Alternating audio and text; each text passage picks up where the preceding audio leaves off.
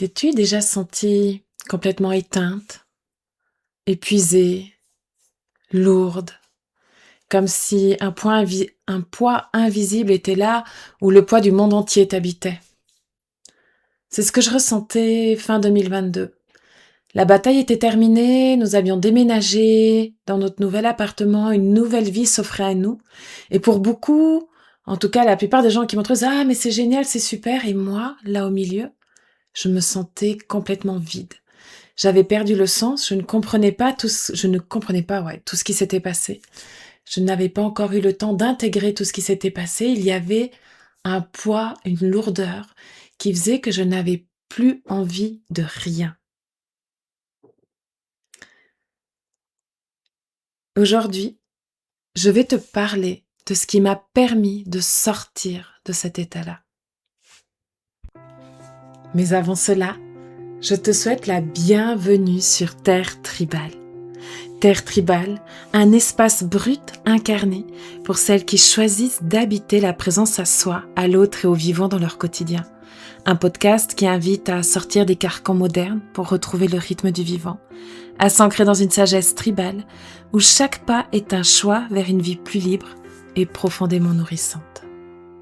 Je suis Aurélie, créatrice de Terre Tribale et fondatrice de Tribal Woman, qui est un espace où j'accompagne les femmes à renouer avec leur corps, la présence à elles-mêmes, la vie qui les habite. Et aujourd'hui, je vais te parler d'un bout de mon histoire et de cet outil puissant qui m'a permis de sortir la tête de l'eau. Parfois, la vie nous fait traverser des épreuves. Parfois, des émotions restent bloquées en nous qu'on n'en a même pas conscience. Parfois, le traumatisme est si fort que même tout ce que l'on se dit mentalement, même tout le travail psychologique que l'on pourrait faire n'est pas suffisant à créer une nouvelle histoire, à sortir du traumatisme. Je vais te donner un exemple. Je me souviens de cette fois où j'étais sur un parking de magasin. Je longeais les voitures pour me diriger vers l'entrée du magasin et une voiture commence à reculer pour sortir de sa place de parc. Elle ne m'a pas vue. J'étais juste derrière et elle ne m'a pas touchée. Elle allait très lentement, j'ai eu le temps de me déplacer, elle s'est arrêtée, pas d'accident, rien du tout. Tout bien. Mais j'ai vu le danger. Mon corps a senti le danger. Et pendant plusieurs jours, après cette expérience, malgré le fait que mon mental savait, que mon psychologique savait que rien ne s'était passé, mon corps a été impacté. Et à chaque fois que quelqu'un ou quelque chose s'approchait de mon côté gauche, parce que c'était sur le côté gauche que ça s'est produit, à chaque fois que quelqu'un s'approchait ou que quelque chose s'approchait de mon côté gauche, je sursautais. Et je te raconte ça, je te donne cet exemple pour te dire que le corps garde tout en mémoire.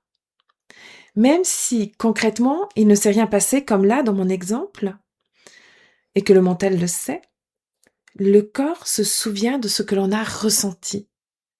Il se souvient de la peur, de la colère, de la tristesse, de la joie.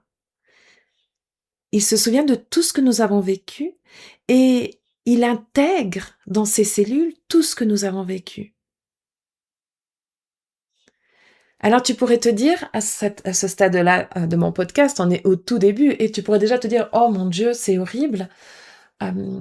Ça veut dire que si tu vis des choses horribles dans ta vie, des traumatismes, tu dois le porter toute ta vie. Ce n'est pas ce que j'ai dit. Car le corps, il a aussi un immense pouvoir. Il a le pouvoir de guérir, je n'aime pas ce mot guérir. Il a le pouvoir de transformer ce qu'il a vécu pour créer une nouvelle histoire, pour créer quelque chose de nouveau. Mais ça ne se fait pas tout seul, ça ne se fait pas en claquant des doigts. Et selon ma vision, ça ne se fait pas uniquement depuis un aspect mental. Ça ne se fait pas que depuis la raison, ça ne se fait pas que depuis la logique. pour transformer une histoire que nous avons vécue, nous avons besoin de passer par le corps. Le corps est un immense portail de sagesse. On parle beaucoup de Pachamama, la terre, le cycle du vivant, les plantes, etc. à l'extérieur. Mais tout ce qui se passe à l'extérieur se passe dans notre corps. Notre corps porte cette sagesse du vivant. Et c'est grâce à ça, c'est grâce à cette sagesse du vivant qu'il est capable de transformer, qu'il est capable de créer une nouvelle histoire, qu'il est capable de renaître. Ce n'est pas pour rien s'il existe aujourd'hui et si on entend autant aujourd'hui parler de thérapie somatique, thérapie par le corps, thérapie qui implique le corps. Que ça soit des massages somatiques, que ça soit somatic experiences, que ça soit la danse de l'être, que ça soit peu importe quel mouvement. Aujourd'hui, on le sait, le corps a besoin d'avoir sa place. Pendant des années et des années, nous nous sommes arrêtés au mental. Et aujourd'hui, on le sait que le mental à lui seul ne peut pas transformer. Le mental va soutenir le travail du corps. C'est un travail qui, pour moi, se fait ensemble. Ce n'est pas l'un ou l'autre, c'est ensemble qu'on avance. Le corps et le mental. Et le corps a pleinement sa place. Et pour moi, ce travail part même depuis le corps. Je te disais au début de ce podcast que j'allais te parler d'un outil, un outil qui m'a permis de me relever, de me reconstruire, de nourrir la vie en moi. Cet outil qui implique le corps, c'est le mouvement. C'est l'outil qui m'a le plus soutenue ces 3 dernières années. C'est l'outil qui m'a permis de me connecter avec des tristesses et des colères si profondes que je ne réalisais même pas que je les portais. Il m'a aussi permis de ressentir une joie immense comme je n'avais plus ressenti depuis si longtemps. Le mouvement, il m'a permis de toucher à mon essence, de me laisser être qui je suis. Il m'a permis aussi de m'ancrer, de m'incarner dans ma vie. Le mouvement est pour moi vraiment l'outil le plus beau et le plus précieux qui existe au jour d'aujourd'hui. Pour revenir à mon histoire, quand j'étais en bataille, pour mon fils, j'étais en mouvement. La bataille implique un mouvement. C'était pas forcément un mouvement aligné, c'était pas forcément un mouvement qui prenait racine au bon endroit. Mais j'étais en mouvement. Et quand la bataille s'est terminée, je me suis retrouvée complètement vidée, épuisée, lourde. Pendant plusieurs mois, je me suis enfermée dans ma grotte avec mes enfants, j'ai vu le moins de monde possible.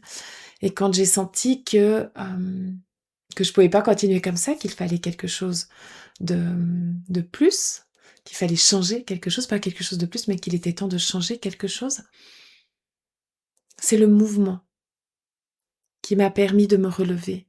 C'est le mouvement qui est venu sous plusieurs formes, mais qui m'a permis de me dire, OK, là maintenant,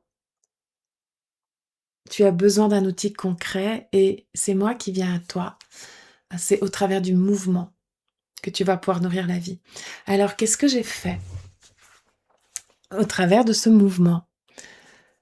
J'ai rencontré les énergies stagnantes qui m'habitaient, tout ce qui avait été accumulé pendant des années, pendant cette bataille, même ce qu'il y a eu avant, tout ça qui était stocké en moi, qui était bloqué en moi, j'ai pu rencontrer tout ça, donner voix à toutes ces parties de moi que j'avais tues pendant des années parce que je devais être forte, parce que mon mental dirigeait la bataille, parce qu'il fallait que je contrôle et qu'il ne fallait pas que je ressente trop au risque de m'effondrer.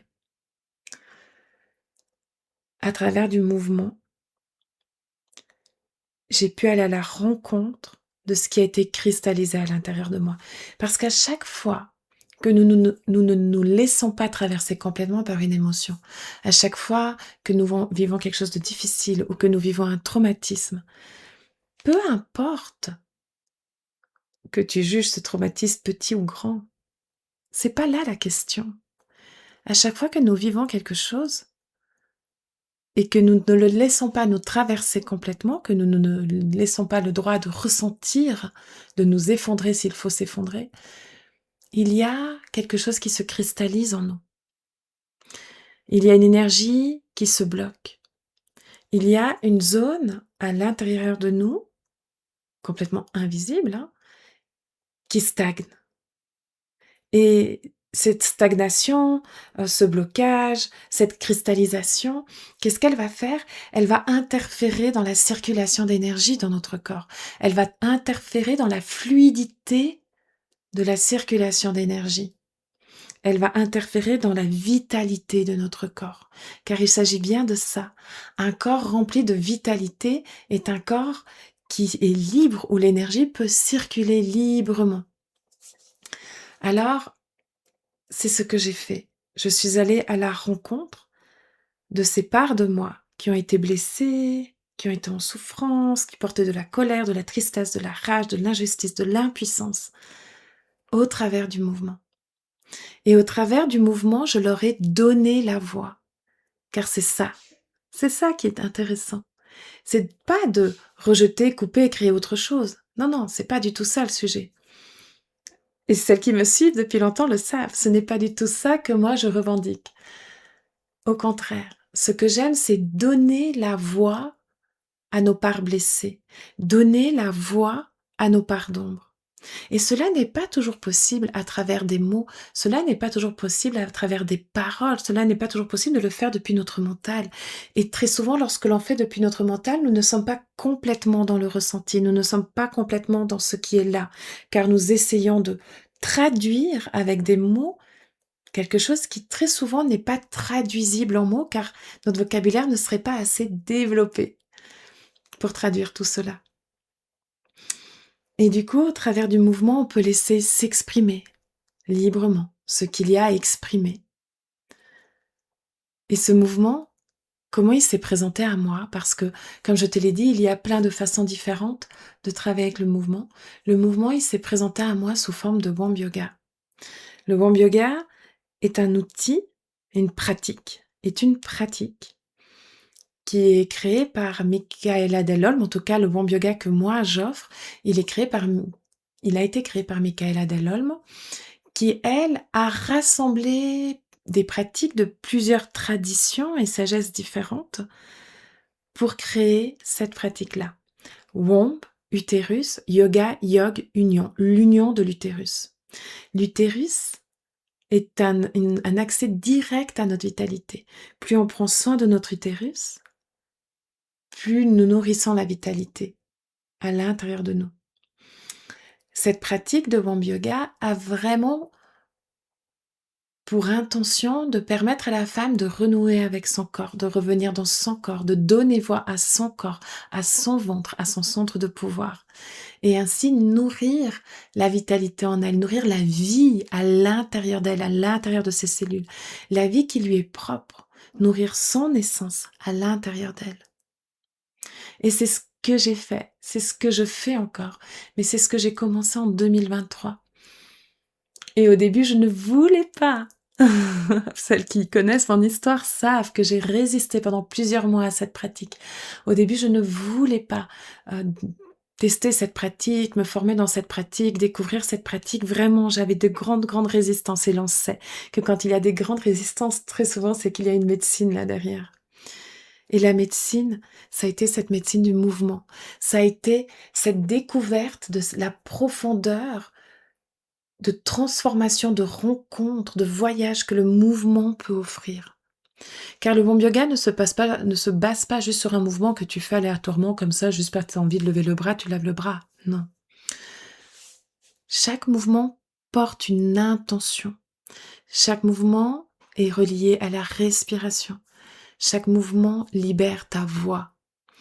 Et le mélange de ces 4 piliers, mouvement, intention, respiration, voix, crée un tout, crée un contexte qui fait qu'on peut plonger à l'intérieur de soi et se rencontrer profondément. Transformer ce qu'il y a à transformer. Recevoir les cadeaux qu'il y a à recevoir. Car une part blessée, une part d'ombre, c'est pas juste à couper, à rejeter, non. C'est à l'écouter, à lui donner voix pour recevoir son cadeau. Et c'est seulement lorsque l'on reçoit son cadeau qu'elle va pouvoir se transformer et que l'on va pouvoir créer une nouvelle histoire. Du moins, c'est ce en quoi je crois. Et le Womb Yoga a vraiment été pour moi un outil puissant pour libérer. Et je l'utilise encore au jour d'aujourd'hui, cet outil. Régulièrement, plusieurs fois par semaine, je pratique 1 ou 2 mouvements de Womb Yoga pour libérer les tensions dans mon corps, pour aller à la rencontre de qu'est-ce que mon corps a à me dire, quelles sont les tensions, où elles sont, pourquoi elles sont là, qu'est-ce qu'elles viennent me montrer, qu'est-ce qui va, qu'est-ce qui va pas. Enfin voilà, je voyage et je travaille avec ce corps.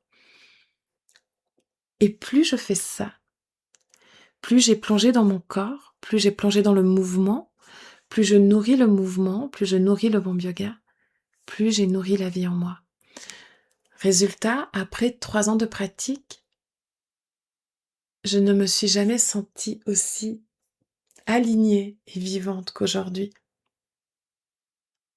Et les personnes qui me connaissent depuis très très longtemps, et je pense entre autres à mon mari qui m'a dit il y a quelques mois en arrière, qui retrouvait et enfin une Aurélie joyeuse, une Aurélie vivante, une Aurélie libre. Depuis 2009 que nous vivons des choses assez difficiles. Depuis 2009 que je suis dans cette optique de bataille, que je nourris cette bataille très mentale.